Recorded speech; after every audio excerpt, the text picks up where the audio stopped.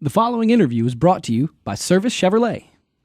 ESPN 1420 and ESPN1420.com. Ryan Baniewicz here, and I can say I have the pleasure of speaking with a legend here in the area, and he's being inducted into the 2015 Louisiana Sports Hall of Fame, Kevin Faulk. I cannot say how much of a pleasure it is to speak to you. Kevin, how you doing today?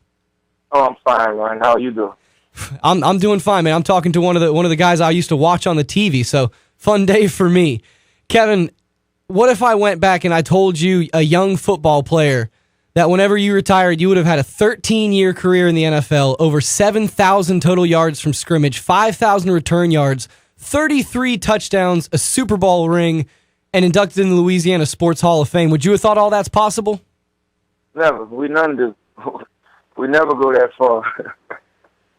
And I don't know, what was it in you? When was there a moment where you started to see, okay, I might be this good. I might be able to make this a career out of it. But I mean, 13-year career, no one ever expects something like that. Well, first and foremost, while you're doing it, you're never thinking about that I am this good. Once you get to that level, as professional level, there's always somebody that has the same talent as you. But at the same time, it's how you work and how you establish yourself at the situation that you're in. And your career's had a lot of high points, I'm sure, whether it be your high school career at Karen Crow, LSU, where you set a bunch of records as a freshman, your time as a Patriot in the NFL. Just, I know there's probably too many to count, but whenever you think back on your career, what makes you most proud about what you did? Who I am now. Because all of that could have totally changed who I was as a person.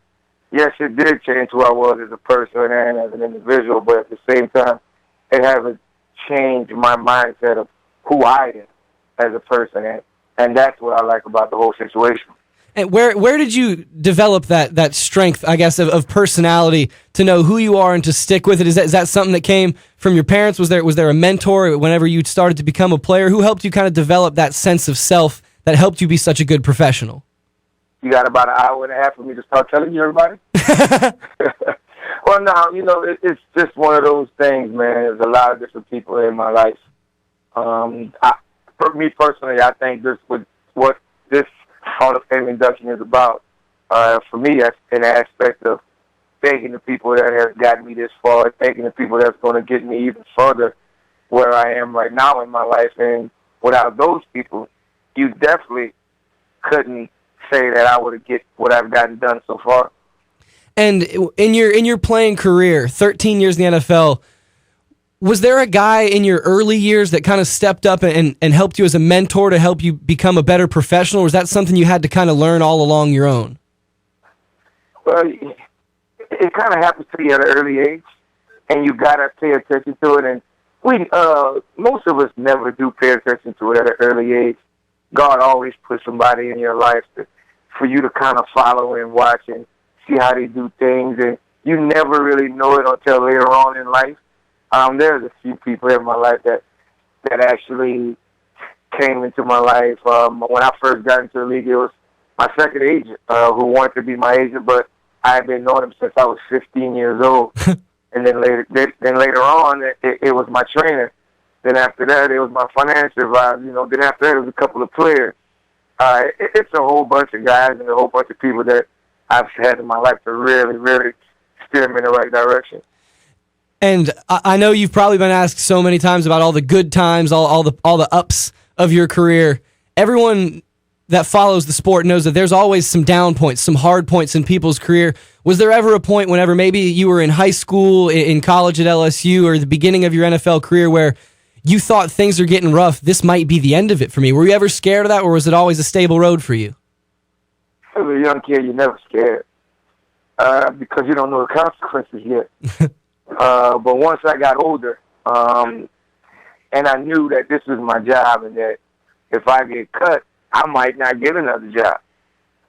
So at that point, you start establishing yourself as, really getting down and dirty into your studies and trying to keep yourself aware of what's at stake for you. All right, and Kevin, I'm going to take a little bit of time. Let's start at the beginning of the road, and we'll end up at the end of it. You're a Louisiana guy. That's why you're back here. You always wanted to come back here. You're coaching now. What was it about this area, this state, whenever you were growing up that kind of made you the man that you are, the hardworking, devoted guy that we now see getting inducted into the Hall of Fame? You already said hard work, devoted guy. The culture. I was up there for 13 years, and every day they knew I wasn't from up there, no matter how long I stayed up there, because of my culture, how I was brought up, how I was raised. As far as they weren't comfortable with me telling them good morning every morning, any person that I see, a random person, good morning, how you doing, how was your day going, that type of stuff. Coming back home for me was a no-brainer. It was easy. Yeah, and you were a player at Karen Crowe High. You're a coach now too. How's that feeling been? Has it been a little bit nostalgic? It's the first year it was different, a whole lot different. But every day I understood, because one time I asked my running back coach a question about why he was always on us as a running back coach, and he pretty much told me, he was like, I didn't get a chance to make it to where you guys have made it that far, that level of play. So now what I'm doing, I'm living my life through y'all right now. I'm living me playing the game through y'all. And every time I'm coaching, that's the first thing that comes to my mind.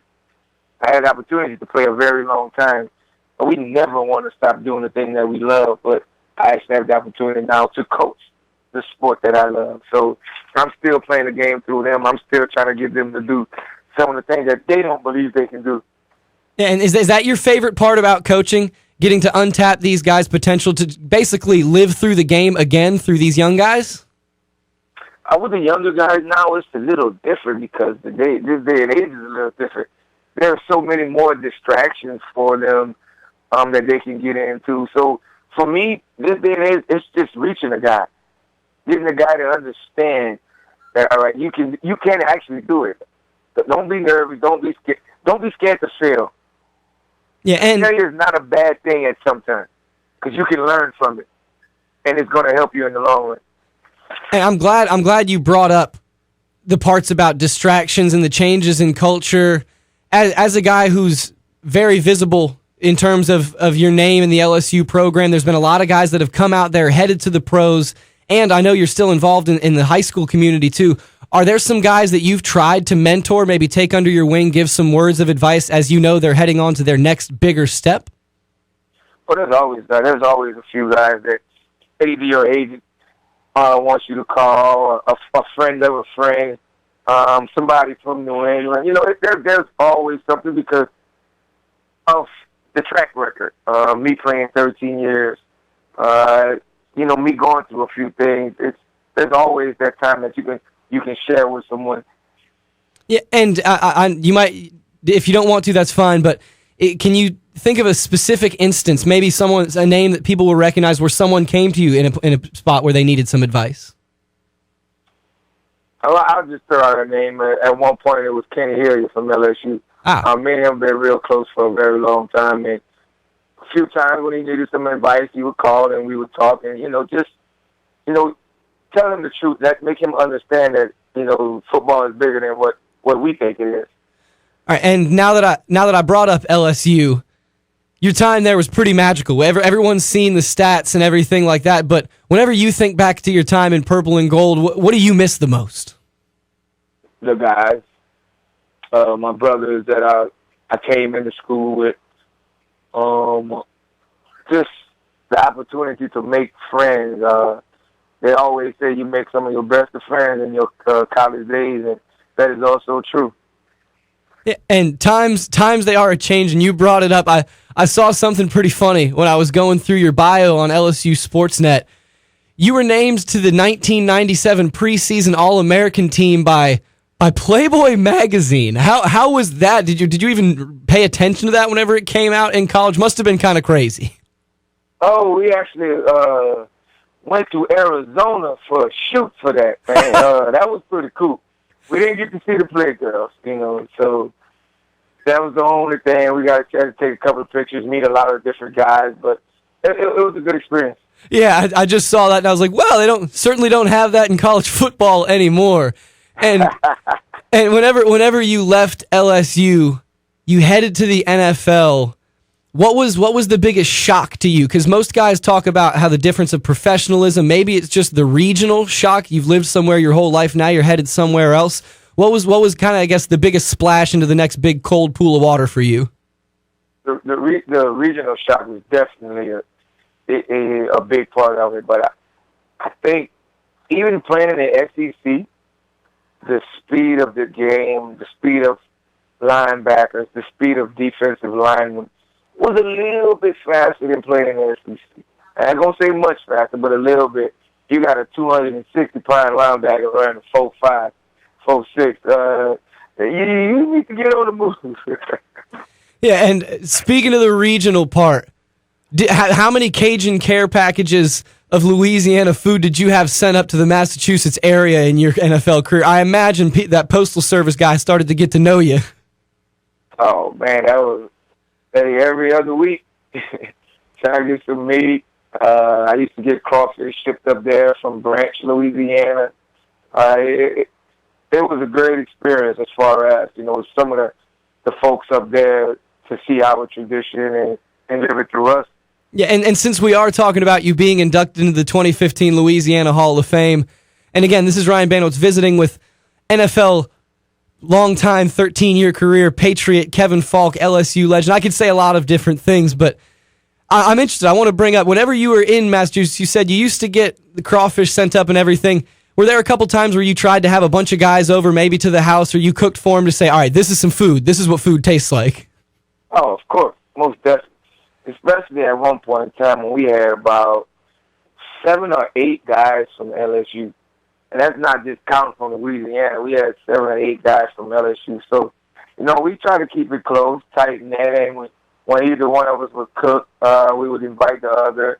And it would really start to be a team thing. So it got to be real good. That's one of the things that you miss as a player when you're not playing anymore, that team camaraderie. Yeah, and actually, speaking of that camaraderie, I know I played sports for a little while, not to the near level that you did, but I imagine there's a real brotherhood that develops, but you always develop that close friend, whether it's someone in your running back group, it's the guy that you were boarded with at training camp. Was there somebody that you developed that you still refer to as a good friend, maybe, from the football career? I can name a whole bunch of them. I'm that guy on the team that I probably got about 2,000 cell phone numbers in my phone number, just from guys I played with, guys that I still keep in touch with. But I can name about 3 of them for you right now. Randy Moss, Vince Wilfork, and Ben Jarvis Green Ellis. Those are 3 guys that I speak to on a regular basis right now. And just real quick, just because you mentioned the guy, Randy, is Randy Moss, has he kind of been a misunderstood guy? He's been really good once he's been on TV. I love his commentary, but in his NFL career, you think people treated him a little unfairly? Because nobody knew what he was. Nobody knew where he came from. And I think if you see that 30 for 30, you'll get a good idea about who he is as a person and where he comes from. And all right, now to look back, we've basically guided our way a little bit through your career because everyone knows the Super Bowl rings and everything like that. I might ask you a little bit later how you still feel about that, where you keep that ring, but I want to ask you, what are you most thankful for in your career? Because there's a lot of things that can go wrong that are out of your control as an athlete, whether it's just being in the wrong system, having the wrong coach, maybe a GM just throws you to the side, health, anything like that. What are you most thankful for in your career? Oh, the opportunity to learn the game of football through probably one of the greatest minds that ever was able to coach it. I was blessed with an athletic ability at a young age. I thought I knew the game of football until Coach Belichick came to me in my second year, and he just totally flipped me inside out with knowing the game of football. If I didn't know the game of football now, there's no way that I would be able to do what I'm doing now in this coaching. So in order for me, I have to say that. And I've asked you this before in person, but I want to make sure the listeners can hear this so they know it's true. Everyone tries to act like Bill Belichick's this boring guy just because of the way he holds his press conferences. Behind closed doors, he's actually kind of funny, right? Oh, he's hilarious. Very hilarious. He's just one of those guys that he's an in-house guy. Whatever we do in-house, that's what he wants.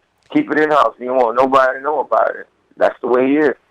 It's the Patriot way. And I guess you understand what that means a lot more than some of the listeners and everybody like that. And I laugh at that comment. The Patriot way, really? Why does it make you laugh?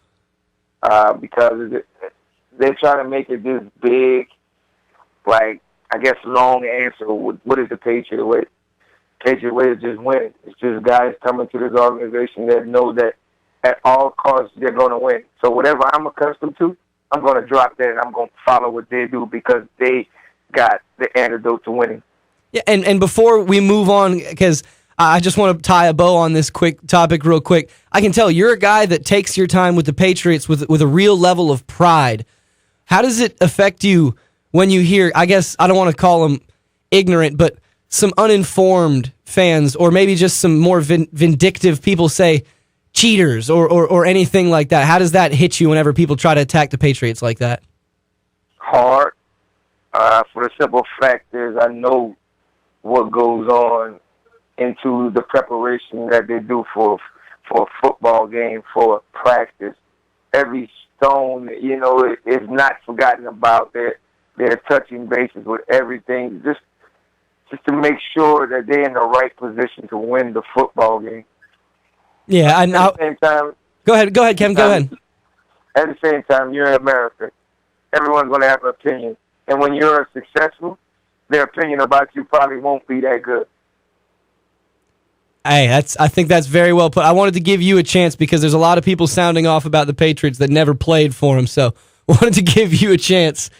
Looking on the 2015 class that you're being inducted with, got some other fellow people from Acadiana, Yvette Girard, softball legend in the state, alongside Jake Delhomme, but just some other names on that list: Avery Johnson, the Frank brothers, Pat Collins, Leonard Smith, Otis Washington. What does it mean to be on a list with names like that? Oh, man, that's a blessing. Obviously, all of those names did spectacular things in their respectable careers. And for all of us to get in at the same time, it's just one of those things, like my mom always did tell me. Later on in life, if you've done something worth praising, trust me, it's going to come your way. And that's all we've done. We're just all competitors that were successful in our respective sports and doing what we do, and we love doing it. And Kevin, now that you're retired, you're still involved with the sport as a high school coach. We mentioned a lot of it's just to make sure these guys know how to approach things properly. And as someone who's close and involved with them, if you could send a message to maybe the guys that you don't get to coach, that don't get to see you in camps or get hands-on stuff, what message would you want to send to the young athletes as a guy who had a good amount of success? Well, the one thing I try to stress to our kids is pretty much those little things that you may see on the football field that may be so little that everybody's going to bypass it. Well, that little thing is going to be part of the decision that's going to decide your team for winning and losing a football game. And you have to treat it as important as that go route that you got to run. You got to block that man as well that you running by. So it's some of those little things that you bypass that really matter.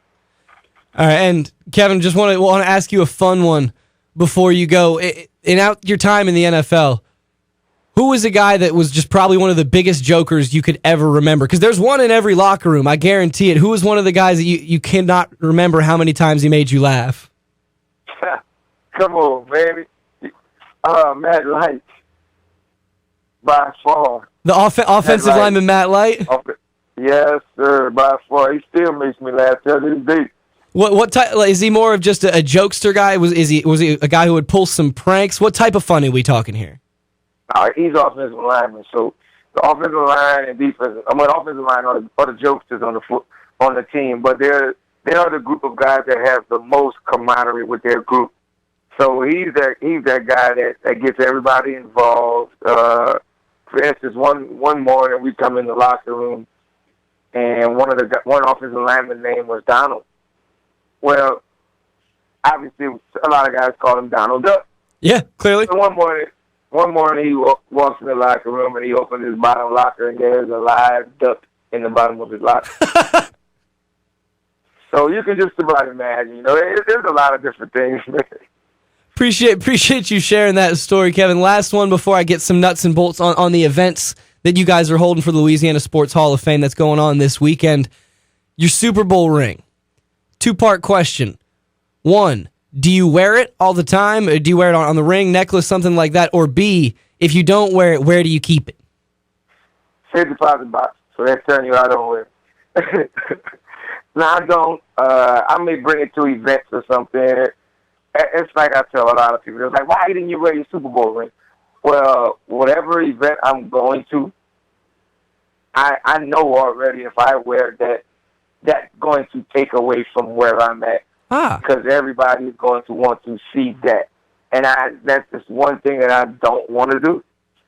So the Super Bowl ring stays in the box to save Kevin a little bit of time somewhere. Not even that. It's just, man, I get you, man. If it was a Super Bowl ring, you can decide whatever you want to do with it. Just want to let everybody know real quick some of the events that are going on for the 2015 induction weekend celebration. Thursday is going to be the welcome reception from 5 to 7. Friday, there's going to be a golf tournament starting at 9 a.m. 10 a.m. will be introductions and tee times. It's $150 per person, $750 for a team of 5. That includes a shirt, cap, lunch, and beverages. They're going to have a player safety event. Registration is going to be from 5 to 5:45. Kevin, I just want to say that's awesome that you guys are doing that in terms of the safety, letting kids know how to handle themselves. And then 7 to 10 p.m., there's going to be a tailgating event. Fireworks are going to be at 10 p.m. And then Saturday, of course, going to be the Saints Junior Training Academy from 9:30 to 11. And then the induction ceremony itself. And that's going to be $75 per person. And Kevin, I think you wanted to say something about the player safety event? Oh, I was just saying, yeah, man, it's a real good deal, man. Just get an opportunity just to add our little incentive in it. So. All right, and Kevin, last one before I let you go, since this is the Louisiana Sports Hall of Fame, you're from here. If you had to put 3 dishes or maybe 3 meals into the Louisiana Sports Hall of Fame, what would be in your top 3 of Louisiana meals? Ribs for sure. Jambalaya. And I got to have a side, right? And that side, let's go potato salad. There it is. All right, if anyone out there is trying to fix him a plate, fix that. He'll be a happy man. Kevin, I cannot thank you enough for the time, and good luck moving forward in the coaching career and whatever life holds. Thank you. Appreciate it.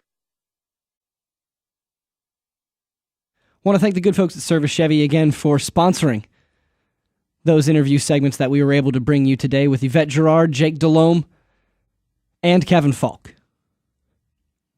Playboy magazine used to make an All-American team. I'm just saying, that's if they did that today in the Twitter culture, people would be going crazy.